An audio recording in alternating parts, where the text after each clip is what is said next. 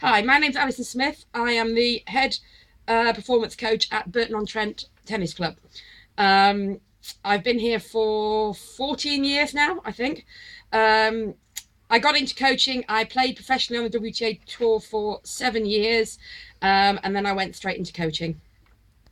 Have you had to overcome any barriers, Alison, to get involved in coaching? The only barrier really is I'm obviously a performance coach, and there are probably about 4 or 5 high performance coaches that are women in the country, and it's sometimes a little bit difficult to convince the male peers that you are as good as them.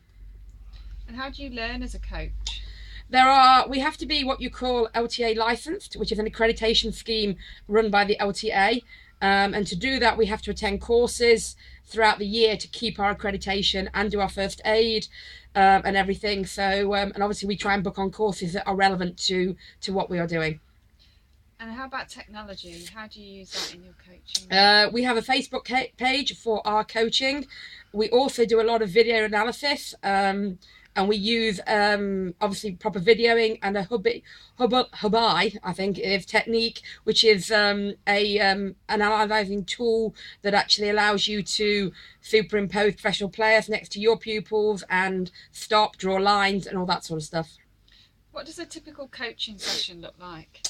Okay, we tend to do a 12-week plan of the general theme of the actual sessions each week.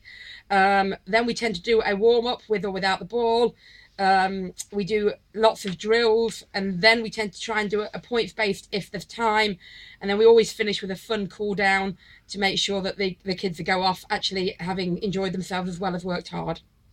What are the main points that you always consider when delivering a session? The main point at the moment is that they are what we call performers.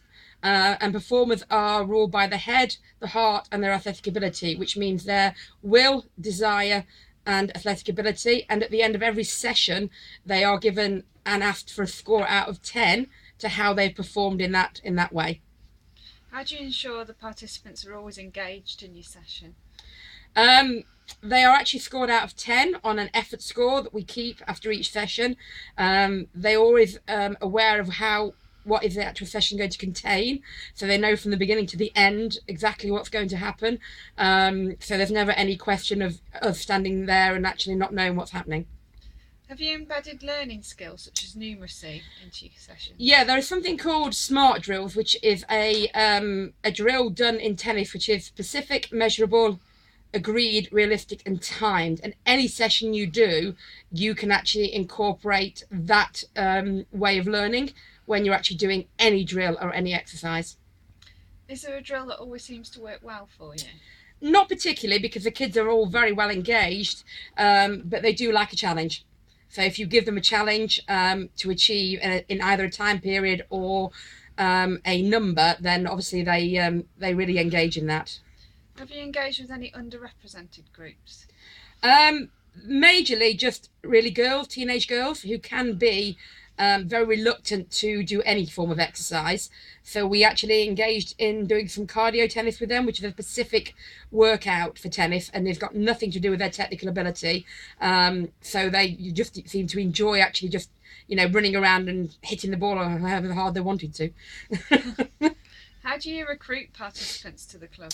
We do numerous fun days throughout the year. We do Easter during the summer and at Christmas if possible. We have a website, we have emails, we have word of mouth, we do fun tournaments, we have schools initiatives, we do LTA initiatives. So obviously quite a lot of stuff. And have you made any links with any organisations to recruit participants or volunteers? Yeah, we've got great links with the county councillor, Staffordshire County Councillor, that is based in our area, who is very supportive. We also did some work for the South Parks Derbyshire Association, and obviously numerous schools, but mainly with them. What are the parents' involvement in the club? The parents tend to, we do complete a report at the end of each summer term for the year that obviously the parents get to keep and read and see how they're progressing. We also have a presentation evening at the end of every term where every parent of every child is invited. And obviously we do tend to talk to parents at the end of every session. Sometimes not a lot, but sometimes just to show, how they're progressing. What have been your main successes as a coach? Never ending. We have something called the LTA Team Tennis, Aegon Team Tennis, and we have one particular group that have won it 4 years running, the county division, at 8 and under, 9 and under, 10 under, and 12 and under. And last year we had all three age groups, 8 and under, 10 and under, and 12 and under, winning the county division. We have numerous kids that play outside of the club at tournaments and do well. And we've also got a lot of players that have been with us for over 10 years that regularly come back when they're back from university and still participate in club activities when they're back home. Brilliant. Would you like to learn in the future?